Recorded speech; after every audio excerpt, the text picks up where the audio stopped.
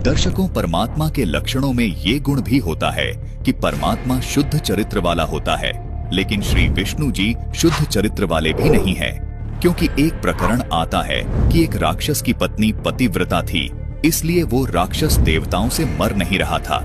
जब विष्णु जी को ये बताया गया कि ये राक्षस इसलिए नहीं मर रहा क्योंकि इस राक्षस की पत्नी पतिव्रता है, आप कुछ उपाय करो, तो विष्णु जी ने वेश बदलकर उस राक्षस की पत्नी के साथ धोखे से गलत काम किया और उसका पतिव्रता धर्म खत्म किया।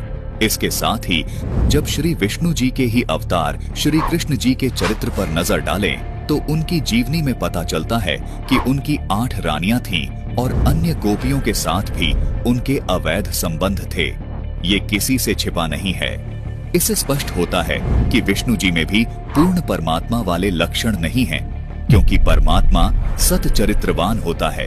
जैसे कबीर जी सत चरित्र वाले हैं, ब्रह्मा जी भी शुद्ध चरित्र वाले नहीं हैं, क्योंकि प्रमाण मिलता है कि एक समय ब्रह्मा जी की पुत्री सरस्वती पूरे हार श्रृंगार के साथ उनकी सभा में गई। वहां देवता लोग बैठे हुए थे। वह स्वयंवर में पति वरणे के लिए आती है तो ब्रह्मा जी अपनी ही पुत्री पर आसक्त हो जाते हैं और भरी सभा में सरस्वती को बदनीयत से आलिंगन कर लेते हैं। इससे स्पष्ट होता है कि ब्रह्मा जी का चरित्र भी शुद्ध नहीं है।